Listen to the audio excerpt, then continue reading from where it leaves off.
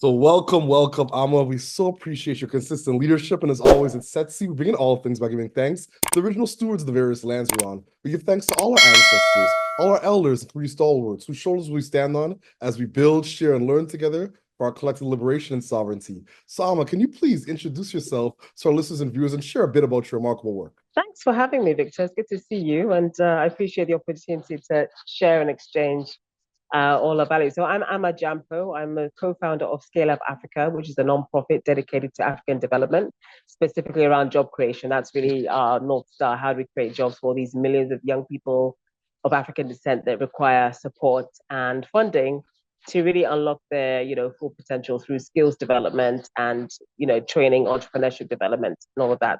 I also do a lot of advisory work for institutes like the Criterion Institute in the US, which is a think tank very dedicated to gender and power dynamics and how we unlock more capital to flow in a more equitable way to really change the way finance is done, how we do finance in a way that is more equitable for women in particular, but really appreciating power dynamics and how that affects the way that money flows and capital flows to those who are in most need and who have been underserved and overlooked for a very long time. So that takes up quite a bit of my brain power, and really just sharing some of my expertise and knowledge with more folks from around the world, and engaging in how they can really support Africa in a more equitable way. Indeed, that's some incredible work. And once again, I just really appreciate all that you're doing for so many. So my next question in terms of this conversation is what's inspiring you right now? What has you curious or what's keeping you up at night? What's keeping me up at night is the mission, right? Like we just need to really mobilize a ton of capital and expertise, unlock the expertise and knowledge that we all have and hold as people of African descent. We tend to get overlooked in certain conversations just because of the way that people value expertise and knowledge. And so it's really just cracking that, like you know, unlocking the knowledge, the expertise, the potential that we hold as people from the continent to just really address some of the systemic and root cause issues. So that's keeps me going, really understanding things like, field building, which I'm doing quite a bit of, around that with the Criterion Institute right now. A lot of the work around impact investing, Ghana that we do, just really mobilize the ecosystem around the field of impact investing in Africa and globally as well. And so these are all things that, tie into really, more prosperity and wealth creation for people of African descent. And so that really drives my work. And, I enjoy my work. I love my work, very passionate about it, as you know. So it's just really pulling people together and pulling research and data together to unlock some of those maybe missed opportunities or overlooked opportunities. Indeed, indeed. So that's a perfect segue to my next question. What are some of the challenges and barriers you and your colleagues are facing, and what are some of the approaches you're taking to overcome some of these challenges and barriers? Well, I'm a proud generalist and ecosystem builder, right? So it's really about reaching out and as we say, just inviting those who may be less obvious, not maybe someone not from a Harvard degree background or from some of these Ivy League institutions that are so well valued and revered. How do we unlock knowledge and expertise and the contributions of those who are really doing the work, right? And who are doing the work who are woefully underfunded and underrepresented in some of these rooms that we tend to show up in, right? All the conferences and panels that we talk at, like how do we become more inclusive and bring people into the conversation? And so I really like to take an ecosystem approach. That's very much fundamental to the work that I do. Just having people understanding the lay of the land, who's in the room, who's not in the room, who's included, who's not included, and how do we bring them into the conversation to have a rich understanding of the needs on the ground. We're very much dedicated to promoting the realization of localization. We talk about localization all the time, but it's not quite translated, right? Like, how do we get more donors to change the way they behave? How do we get donors and funders to understand how they can engage in a way that recognizes power dynamics? And some of the disparities that still exist, right? Are those who are, who have had that privilege, to sit on a ton of resources that have been extracted in many ways, very sort of extractive and transactional. And so, how do we shift towards more relational and sort of transformative conversations? So it's really having that approach of field building, ecosystem building, working with philanthropy, the funders, the donors, the governments, to really understand how we can engage to build the field of impact investing. And also, African development is a thing, right? Like we've all been trying to crack the code of how we develop African talent, African skills, and respect the resources that the continent has, right, in a way that can feed and fuel the people especially the young people and the women in the global African community that are still at the bottom of that wealth pyramid, right? So we need to really address that, and I think field building and ecosystem building are basically my middle names. And so I hold those two very close to my heart. And it's been great to get the opportunity to learn more about field building and what people are doing in their like gender lens investing space and the impact investing space. And really looking at root causes, right? The systems that how do we get more bang for our buck when we talk about populations, like and all these millions of people that we actually want to help. It feels very overwhelming, right? Like when you think of the scale of some of these challenges, but we need to start somewhere, and the somewhere is really working together and tightening the ecosystem linkages that we have, and making those work from the funding side to the on the ground actors who are doing the work, right, and delivering the solutions and interventions that are required at that scale. That's incredible. That's absolutely incredible. Thank you so much. And I couldn't agree more in terms of transitioning from a transactional framework to a transformational framework and building out that relational infrastructure in terms of the field building and the ecosystem mobilization work. Truly remarkable. And I really think that it takes a lot of work to harmonize the demand side and supply side of capital in philanthropy and impact investing and venture philanthropy and venture capital. So once again, your work is astonishing and more than impressive. It's inspiring. So thank you. Thank you. Thank you. I love it. It's a shame we have to do it, but we have to do it. But like, yeah, it's great work and it's very fulfilling. And I think the more of us that can join the party, the better to really just and make the outcomes real. Thank you. Indeed, indeed. So my next question is, do you have a set of key priorities right now in your work you'd like to share with our community of practice? Sure. I mean, I've been lucky enough to work with various foundations and think tanks, and as a sort of advisor, consultant, a catalyst, as it were. And so it's really for us to influence where that money flows. And so I think those who hold the assets and control the way the money moves can do well to really join some of these conversations, right? Some of these conversations that we're having around how we even make decisions, how we go through the process of valuing someone's expertise or excluding someone's expertise because they look a certain way or they're from a certain background.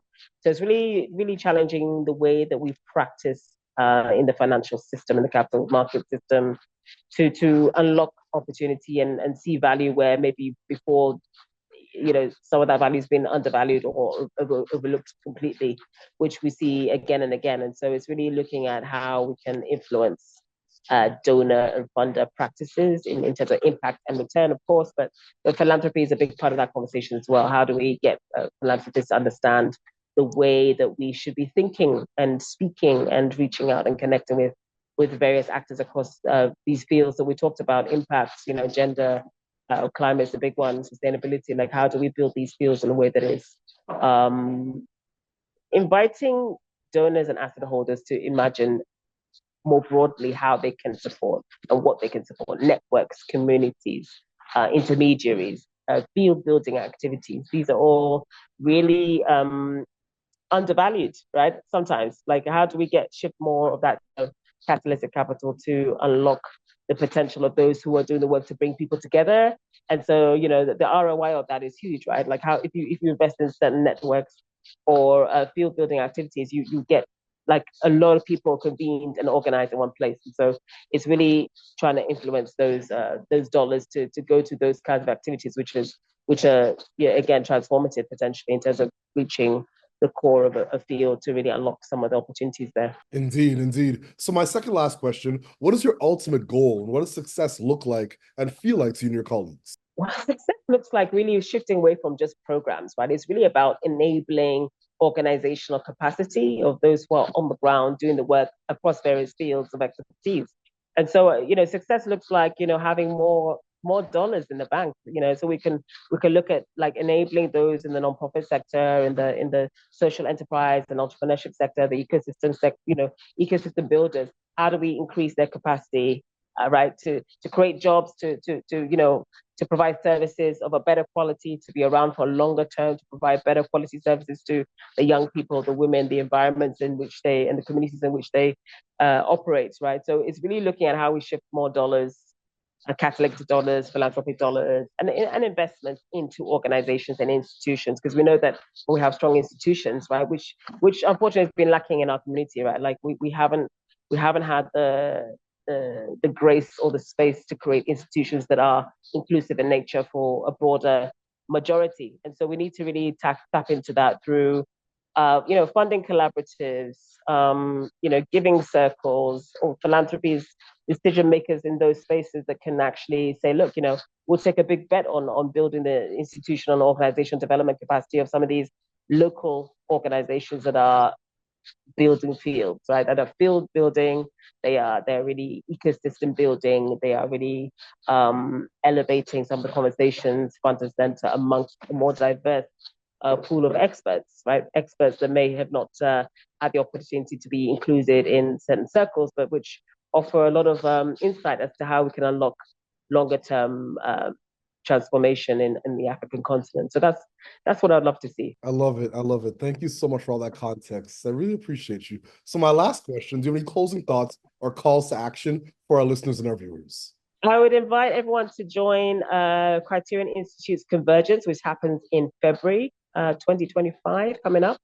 It's really a learning experience for funders to come together, funding collaboratives to come together, philanthropists, donors, governments, DFIs, donors to really have conversations around how we can work closely together to really unlock some of the systems change outcomes that we want to see. It's really hard work. It takes a lot of patience, a lot of conversations and convenings, but we have a space that I think would be a fantastic platform for people that may not be aware of power dynamics, gender lens investing, impact investing to come together to have really good learning conversations about how we can collaborate more closely to unlock some of those dollars, to change some of our practices as donors and funders, as asset holders, as philanthropists.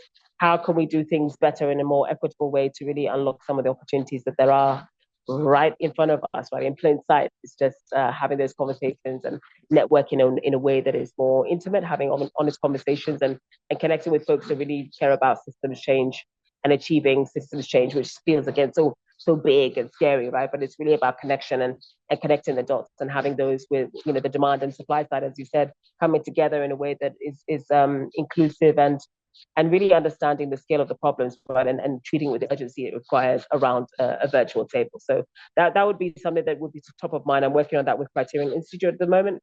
I'm very excited about that. I've experienced Criterion. I think this is the Convergence. I think this is the 21st edition. So like it's a long history of convening, right, and bringing people together in a more inclusive way, bringing in more broader actors, more diverse actors into a space, and building the field of gender lens investing and how we move capital as donors, as funders. And so that is, I feel, a really simple way to sort of get involved. And so I'd encourage everyone to check me out on LinkedIn. I'm very active on LinkedIn, so send me a DM or comment to one of my posts, and we can engage and figure out how we can work together. And it's really all about partnerships, right?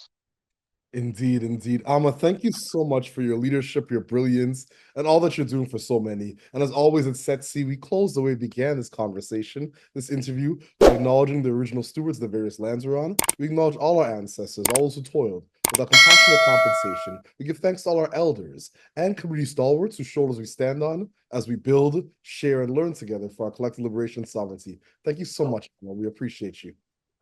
Thanks so much for having me, Vic. I really appreciate the opportunity. Thanks.